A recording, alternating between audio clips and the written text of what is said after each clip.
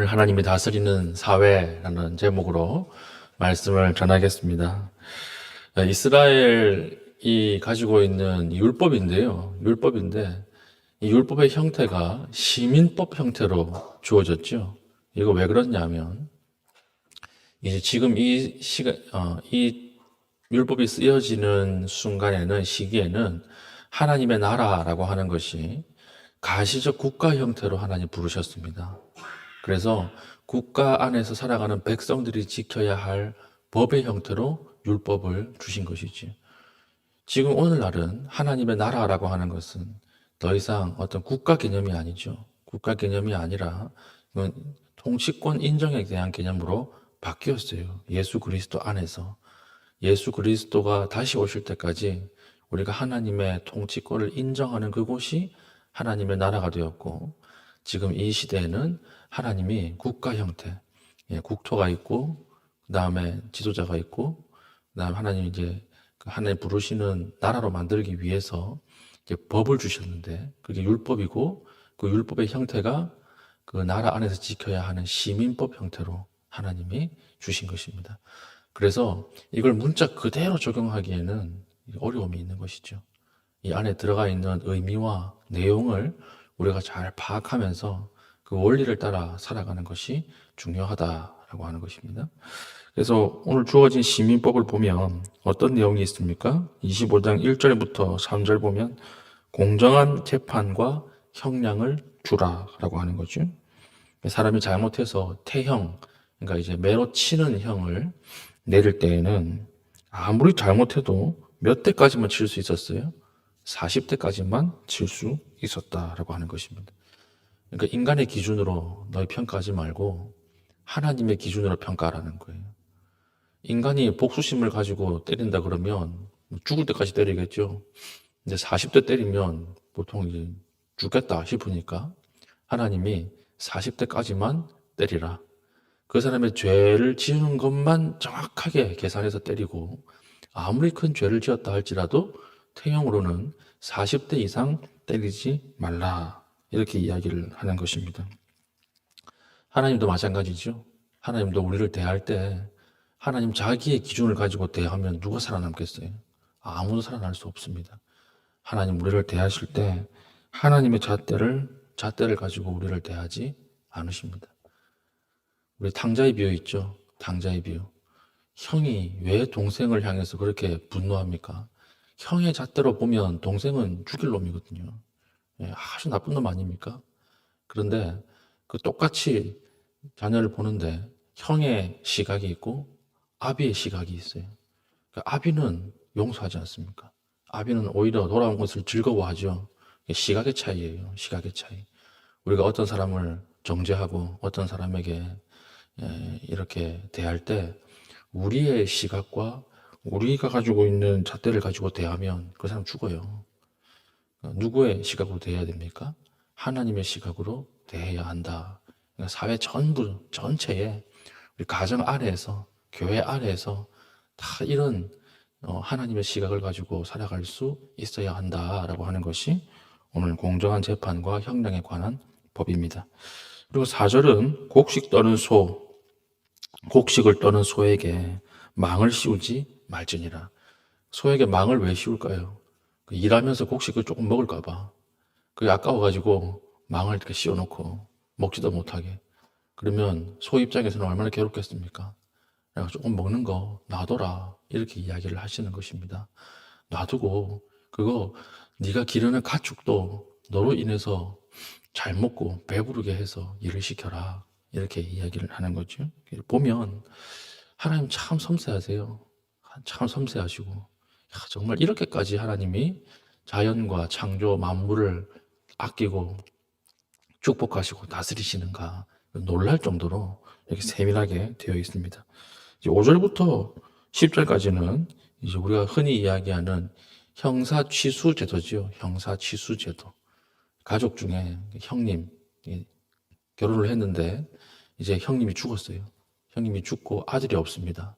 그러면 그 형수는 다른 데로 재혼하도록 놔두지 말고 누가 받아들이라는 것입니까? 동생이 아내로 받아들여서 자녀를 낳게 하고 그 자녀를 이제 누구의 이름으로 입적시키는 거예요? 형님의 이름으로 입적시키는 거예요. 그래서 계속해서 그 형님이 가지고 있던 기업이 유지될 수 있도록, 상속자가 없으니까 기업이 유지될 수 없지 않습니까? 그 재산이 유지될 수 있도록 그 동생이 형수를 아내로 맞이해서 대를 이을 수 있도록 해주라. 그 이야기가 이제 룻기죠. 룻기. 이런 일들을 해줘라. 이걸 오늘날 문자 그대로 적용할 수는 없습니다. 근데 이거 안에 있는 원리는 무엇입니까? 가족을 케어하는 1차적 책임은 누구에게 있다는 거예요? 가족에게 있다는 거예요. 가족의 1차적 책임이에요. 국가가 해줄 수 없습니다. 국가가 복지사회로 나가고 국가가 어떤 제도를 마련하면서 기틀은 이렇게 만들어줄 수 있지만 1차적 책임은 누굽니까? 가족이에요. 가족. 부모를 복양합니다. 부모를 복양하는 1차적 책임은 누구에게 있어야 합니까? 가족에게 있는 것입니다. 그러니까 형제들이 서로 안 모시겠다 그러고 그래서는 안 된다는 거죠.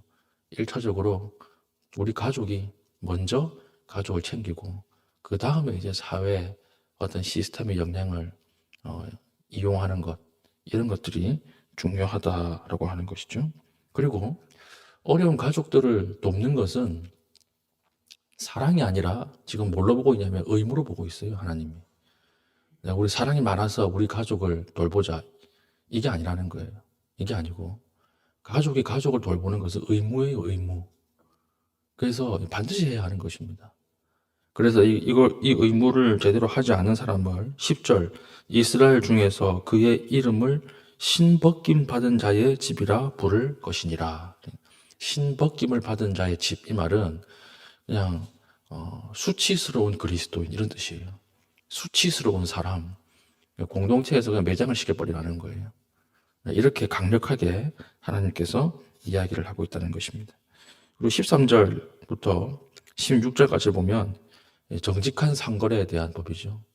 거래를 할 때 정직하게 해라. 항상 집집마다 저울을 2개를 가지고 있지 않습니까? 저울을 2개를 가지고 있으면서 자신이 유리한 것으로 맞는 저울을 쓰잖아요. 그렇게 하지 말라라고 하는 거죠. 그렇게 하지 말라. 그 되를 이렇게 퍼줄 때 마음에 드는 사람은 가득 이렇게 주고 어떤 사람은 깎아가지고 주고, 그렇게 하지 말라는 거죠. 똑같은 저울추를 가지고 똑같은 되를 가지고 공평하고 정직하게 그렇게 상거래를 해라, 이렇게 말씀을 하시고 17절부터 마지막 19절까지 보면 아말렉을 진멸하라는 명령이 있었습니다. 아말렉을 진멸할 것이다 라고 하는 그 명령이 왜 일어났는가? 18절입니다. 곧 그들이 너를 길에서 만나 내가 피곤할 때에 내 뒤에서 떨어진 약한 자들을 쳤고 하나님을 두려워하지 아니하였느니라. 출애굽에서 나올 때 아말렉이라고 하는 국가가 뒤를 쳤죠. 뒤를 쳤는데 뒤를 쳤으니까 누가 먼저 죽었을까요? 제일 노인들, 늦게 오는 노인들, 따라오지 못하는 아이들, 여성들, 이 사람들이 먼저 죽은 거예요. 하나님 그걸 기억하고 계시는 것입니다. 아말렉은 나는 이 땅에서 없애버릴 것이다. 그 이유가 뭐냐면 약한 사람들을 쳤기 때문에, 그렇기 때문에 나는 그것을 기억한다. 아주 무서운 이야기입니다. 아주 무서운 이야기. 우리도 이렇게 될 수 있는 거죠. 우리도 이 땅의 약한 자, 이 땅의 가난한 자를 무시하고 골탕 먹이면 하나님이 그것을 기억한다라고 하는 것입니다. 그래서 우리가 설교 때 한번 말씀드렸죠. 제가 아무리 급해도 장애인 주차장에 주차하면 안 돼요. 급하다고 5분 정도는 괜찮겠지. 아니에요. 그 하나님 보고 계십니다. 하나님 이거 딱 보고 기억하신다라고 하는 것이죠. 오늘 전체적으로 이 율법을 보면 철저하게 하나님이 다스리는 나라라고 하는 이 사회에서는 무엇이 드러납니까? 존중, 그리고 배려, 정직, 정의, 이 4가지가 항상 드러나는 거예요. 하나님이 다스리는 가정, 이 가정에게 반드시 있어야 되고 드러나야 하는 것은 무엇일까요? 이 4가지예요. 배려와 존중과 정의와 또 정직한 것. 이게 가정 안에서 드러나게 되는 것입니다.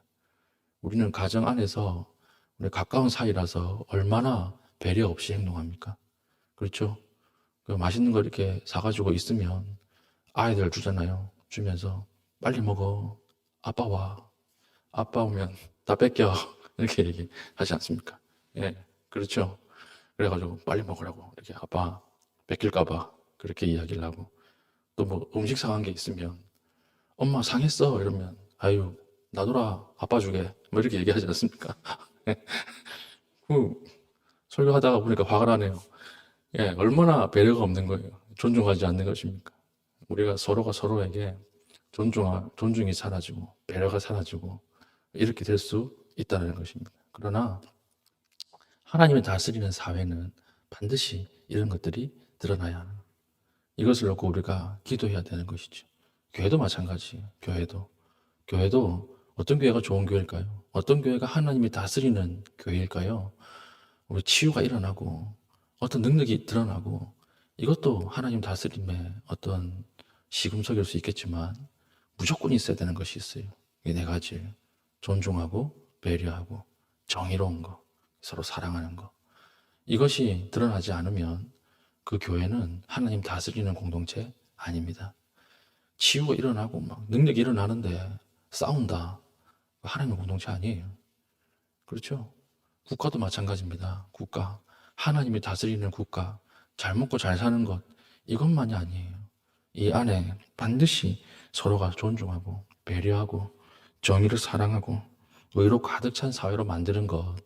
이것이 하나님 다스림의 가장 큰 특징이다라고 하는 것입니다. 오늘 총선이 있죠. 오늘 특별히 우리 국가를 놓고 한번 기도할 수 있기를 바라요. 우리나라가 하나님 앞에 범죄한 것들이 많이 있지 않습니까? 오늘 말씀을 가지고 오늘 요걸 가지고 기도해야 되는 거죠. 하나님, 이 하나님의 사람들이 많이 세워지게 하여 주셔서 이 나라에 존중하고 배려하고 정직하고 정의, 하나님의 공의가 물처럼 뻗어나갈 수 있게 해달라고 그런 나라 되게 해달라고 오늘 기도할 수 있어야 하는 거죠. 우리가 오늘 이 말씀을 붙잡고 하나님 앞에 또 기도하고 우리 삶 속에서 하나님의 다스림이 아주 풍성하게 드러날 수 있는 믿음의 신실한 주의 백성 될 수 있기를 축복합니다. 아멘. 기도하겠습니다.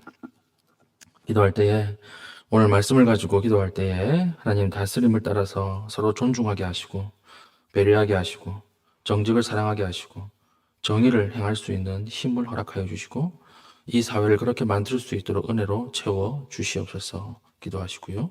또 부흥주간입니다. 주님 만나는 자들에게 복음을 전할 수 있는 은혜 허락하여 주시옵소서. 또한 우리나라와 국가를 위해서 위정자들을 위해서 기도하시고 개인적인 기도의 제목을 가지고 기도하신 이후에 자유롭게 돌아가시겠습니다.